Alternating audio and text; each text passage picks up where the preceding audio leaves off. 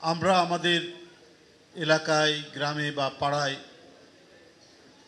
এই দুর্গাপূজায় যে মেলা বসত, দুর্গাপূজাকে কেন্দ্র করে যে সমস্ত ঢোল বাদ্য বাজত, সবই আমাদের মনকে নাড়া দিত, আমাদেরকে বিহ্বল করত।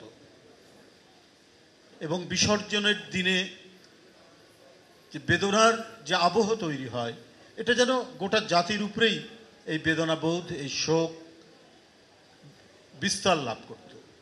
এইভাবেই তো আমাদের বেড়ে ওঠা, আমাদের সংস্কৃতির মধ্যে, আমাদের ঐতিহ্যের মধ্যে, আমাদের মৃত্তিকার ভেতর থেকে এটা সংস্কৃতির অঙ্গ হিসাবে গড়ে উঠেছে এই উৎসবটি, দুর্গাপূজার উৎসব।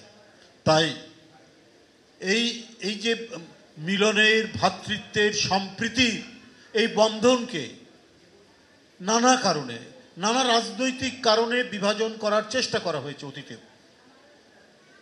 এটা রাজনৈতিক স্বার্থে করা হয়েছে। ওরা এবং আমরা, এই ওরা এবং আমরা করে আমাদের দীর্ঘদিনের যে প্রীতি, আমাদের দীর্ঘদিনের যে সম্প্রীতি এবং অটুট বন্ধনকে ভেঙে ফেলার চেষ্টা করেছিল, যেটা জয়দেব কিছুক্ষণ আগে বলেছে। অন্য কোনো কারণ নাই, একেবারেই রাজনৈতিক কারণে। এখানে হিন্দু ধর্মাবলম্বী যারা মানুষ, তারা আমাদের কই, আজকে তো সেই পরিস্থিতি নেই। আজকে তো প্রত্যেকেই আমরা প্রত্যেকের সাথে কথা বলছি, আনন্দে মিলিত হচ্ছি, উৎসব পার্বণে আমরা অংশগ্রহণ করছি। আবার ভোটের কথা বলছেন, এটা বিস্ময়কর। জগন্নাথ হল ছাত্রদলকে ভোট দিচ্ছে, জগন্নাথ হলের ছাত্ররা ভোট দিচ্ছে ছাত্রদলকে। সারা বিশ্ববিদ্যালয়ে বিএনপির ছাত্রদল জেতেনি। এই ভোট নিয়ে অনেক কথা আছে, বিতর্ক আছে, তারপরেও ধরে নিলাম ভোট হয়েছে। একটা হলই পেয়েছে, ভিপি পেয়েছে, কয়েকটা পদে পেয়েছে।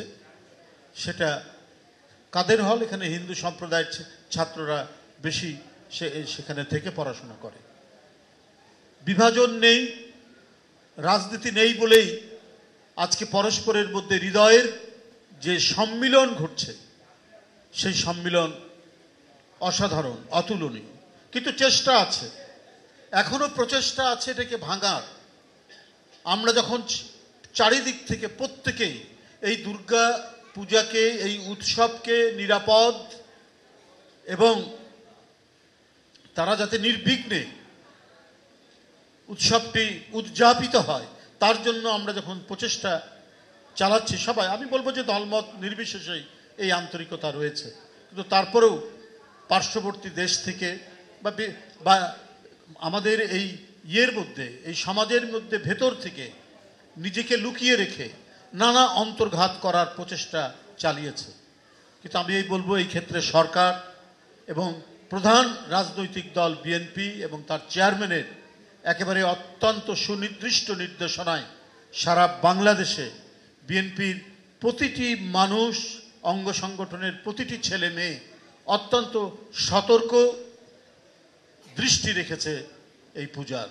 তারা যেমন এর অংশভাগ করছেন, তেমনি যাতে এই পূজা নির্বিঘ্নে হয়, কোনো ধরনের নাশকতা, কোনো ধরনের এই পূজাকে কেন্দ্র করে কোনো রাজনৈতিক উদ্দেশ্য হাসিল করতে না পারে, এবং বাংলাদেশের যে মুখচ্ছবি, বাংলাদেশের যে মুখমণ্ডল, এটাকে বিকৃত করতে না পারে।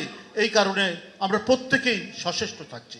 আমরা হিন্দু মুসলমান প্রত্যেকে একাকার হয়ে আমরা শপথ নিয়েছি যে আমাদের এই ধর্মীয় উৎসবটি, হিন্দু ধর্মাবলম্বী মানুষদের এই প্রধান উৎসবটি যেন নিরাপত্তা সহকারে সম্পন্ন হয়, নিরাপদ হয়, এবং কোনো ধরনের এখানে কোনো বিঘ্ন না ঘটে, ব্যত্যয় না ঘটে।